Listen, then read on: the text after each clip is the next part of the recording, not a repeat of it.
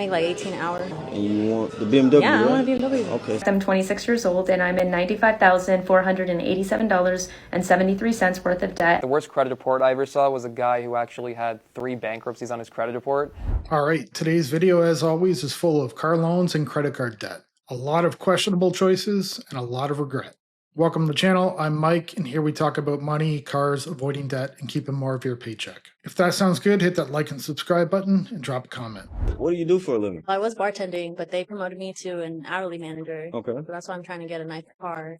Asking, what are you making now? I make like 18 an hour. And you, the BMW? Yeah, I want a BMW. Okay, I've so been wanting a BMW for a long time. have you ever had a car note before? My credit's good. I still owe like a little bit of money on this cross track. I probably owe like $3,000. Well, it might not be that bad upside down, but we'll see what we can do All right. for you. Let me ask you this question. It might be a little personal. You know, have an idea what your credit score might be? Last I checked, it was like 630. That's not bad at all. I got a credit card recently. I don't know if it went down or went up. Well, typically the credit cards help you, but sometimes they bring it down. But in your case, we'll just have to check it out for you. All right, so it looks like this one running about $31,551. But beyond the payment of the car, is there a certain payment that you were trying to be at? I can't go more than $800 a month. She can't afford even close to $800 on $18 an hour. Her gross biweekly pay would be $1,440 if she's working 40 hours a week.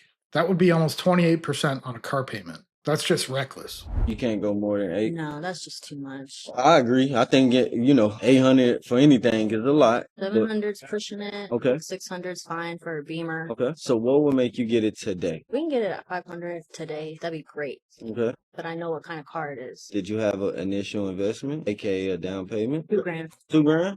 So if I can get you into a car today with $2,000 down and $500 a month, you'll take the BMW? That'd be today? great. Yes, we can do that today, Okay. right now. Well, let's get started on the credit application. Okay. Okay, so I came back out with the numbers. I know you told me you want to be at $500 a month. However, BMW a little bit expensive, so we at about $640. Okay. And I know your goal was Mr. 700. exactly. And I know one of your biggest goals was to be under $800 for, insurance and car note Right. included. Okay. Think I can get that done for you. Let me call that insurance. Let me have them give me a quote. Yeah, I think we can do this today. Okay, sounds great. All right. She said a $600 payment for a Beamer is fine. That is the exact type of thinking that gets you in trouble. Maybe a $600 payment for this car is good.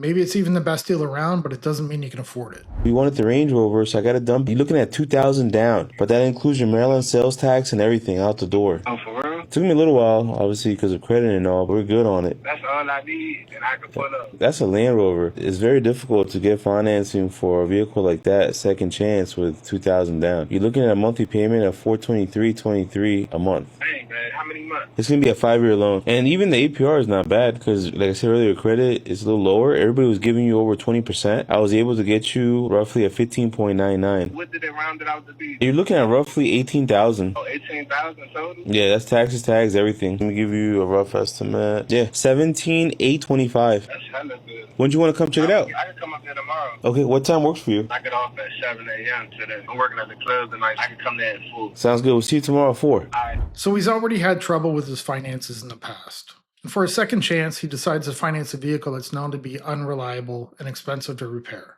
These salesmen always try to make these guys with bad credit think they got a great deal. And for some reason, it seems to work. These people are not looking at the total costs they're going to pay over the years. The worst credit report I ever saw was a guy who actually had 3 bankruptcies on his credit report, and he had 4 repossessions as well. So he made the mistake of co-signing for all of his nieces and nephews' car loans, which none of them paid it back, so he got completely screwed over. And if you co-sign, you're equally responsible for paying back the bills, the debt. So it pushed him into bankruptcy like 2 separate times, and the third one was just him being completely irresponsible with his money. But yeah, just don't co-sign for anyone. It's going to really screw you over, especially if they don't have a track record that's reliable for paying their bills. So apparently there's no limit to how many times you can file for bankruptcy. It's surprising that this guy would co-sign on multiple vehicles for his nieces and nephews. I wouldn't do it for one person, even if I wanted to. There are too many things that can go wrong, and then it's your debt. I would really love to see that credit report. He may just have the first single-digit credit score. So I have a brother-in-law who is just a big dumb animal, and I love him dearly. And he came to me and says, "Hey, I got 20 grand I'm going to put down on a car, but I need help." And I said, "You got 20 grand? Okay, fine, I'll do it for you." So I co-signed for him. You got in the mud with this animal, my friend. We can't tell the two apart. We don't know who's dumb and who's I smart. know. And all I can hear in the background when I got done doing this is Dave saying and reciting scripture to me, saying, "One who signs debt for another is stupid." Yeah, that's the right. King James Bible. That sounds right. like him. So I'm like, why did I do this? And so him, anyway, not so Dave, now- God. Yes. No, yeah, God said it. So now I'm in the process of either just letting this go into a voluntary repossession. He's going away for a very long time on a vacation, an unwanted vacation. Is he going which to is prison? Yes, he is. Oh, boy. So Okay. anyways, yeah. So now it's an $1,100 car payment. This is your brother-in-law. You would know what kind of person he is. You can tell when somebody is irresponsible and headed in that prison direction. Why would you co-sign? He had $20,000 saved. He could easily find a car in that budget and pay cash. And Goodness gracious. Can you not sell it? Well, I can sell it.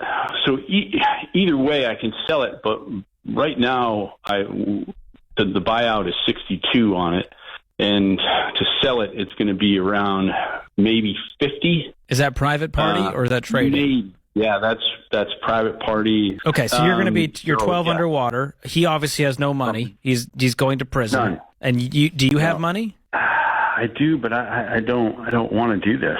I don't want to. You already did it, my given- friend. It's just going to add insult to injury. You understand what's going to happen with the repo, right? They're going to sell it at auction I'm okay. for like 15 grand, and you're still going to owe the difference. Yes. It doesn't get you Okay. out of it. And so it's going to be even worse if you do the repo. So you might as well control the variables here and sell it for as much as you can. And then even, take the cash as a stupid tax and go, all right, I owe 12 grand to get this out of my life. That's the only way out of this that is going to leave you with the least amount of harm. The caller is thinking very irresponsibly. He doesn't want to pay the debt, but that's exactly what he signed up for when he co-signed. I get it. I wouldn't want to pay it back either, but I wouldn't sign. It's a $12,000 lesson he hopefully won't forget. Don't ever co-sign for anybody. I recently posted about the fact I'm 26 years old and I'm in $95,487.73 worth of debt, and I want to talk about it. Up until 24 hours ago, I did not know that was actually the total of all of my debt, credit cards, and student loans. That number also does not include my auto loan, and if we are adding in my auto loan, the total number is $110,938.83. Since totaling up all of my debt, I don't think I've actually gotten one good breath of oxygen in the last 24 hours. I feel like there is an elephant sitting on my chest, and I don't think I can sit still because all I keep repeating is $95,487.73. All of this debt was racked up through decisions I made between the ages of 18 and 26. My first associate's degree I got from a community college and I didn't have to pay for because of the Pell Grant, but I decided to go to a university and got my bachelor's degree, which is where I really started to rack up the debt. It's kind of shocking that they can hand out that much money to somebody so young. I find it surprising that she didn't know the total until recently. When I had my debt, even when I was being irresponsible, I knew the total amount along with each monthly payment. And I did whatever I could to at least make that minimum payment. Then in the last 2 years, I decided to finish a nursing degree at a community college in the last 2 years, but that's where I started to rack up even more debt. What really sucks is realizing that the majority of these student loans is not from tuition. It's actually from living expenses and living way above my means. My debt comprises of 2 credit cards, 5 federal student loans, and 5 private Sallie Mae loans. I can handle the federal student loans, but when I tell you Sallie Mae is bending me over and not in a way I like, it's actually insane. Sallie Mae is genuinely evil and they prey on young students. And the reason why they take advantage of young students is because they know if you're reaching out to a private loan like that, you genuinely need it. Out of the 5 Sallie Mae loans I have, one of the interest rates that is the highest is 16.28%. The lowest interest rate I have with Sallie Mae is 9.88%. Now, my federal student loans are between 4 and 6%, which I think is manageable. Although I had parents who would tell me what I should or shouldn't do, I never had anybody really sit me down and fully teach me financial literacy. This is exactly why finance needs to be taught early to kids in school. I know there's been a few people that disagreed with me about it in the comments, but keep those comments coming. Even if you disagree with me, I love to read them all. By teaching this early on, they'd be able to make much better decisions when it comes to money. I never had anybody sit me down and really explain to me the scope of what I was doing and what it would look like in the future when I had to pay for it.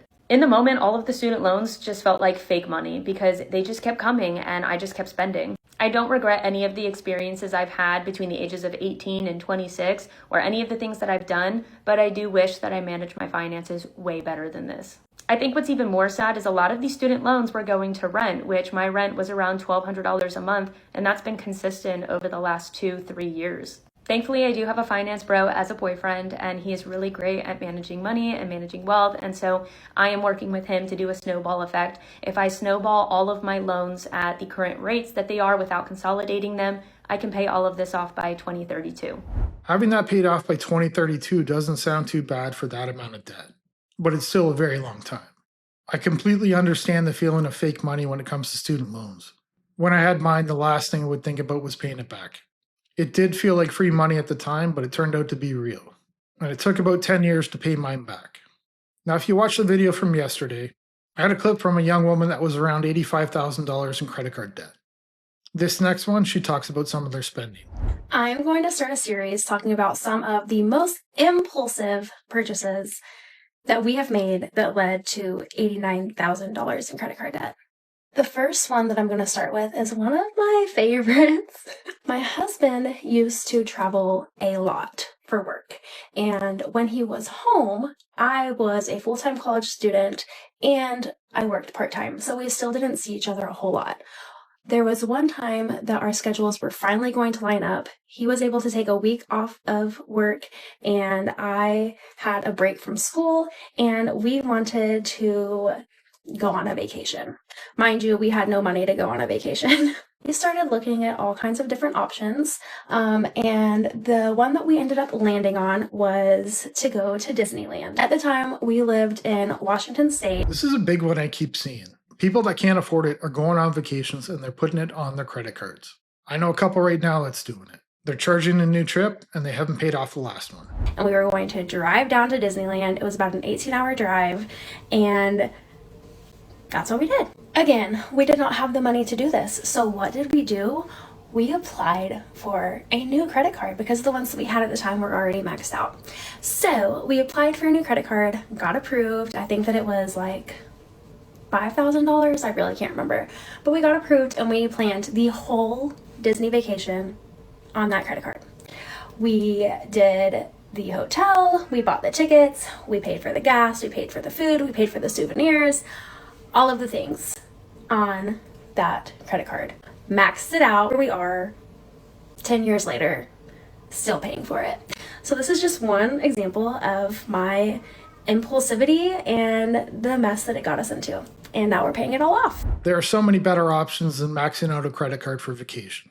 It's the same as a car. If you can't pay for it cash, you can't afford it. For myself, even being able to afford one, I just don't take them. I haven't had a real vacation in about 20 years. I have done a bit of camping here and there on the weekends, and also taken a week off here and there over the years. That's about it. Simple and cheap. I'm going to end the video here and ask you to hit that like and subscribe button. Drop a comment below. I'll see you in the next one. Bye.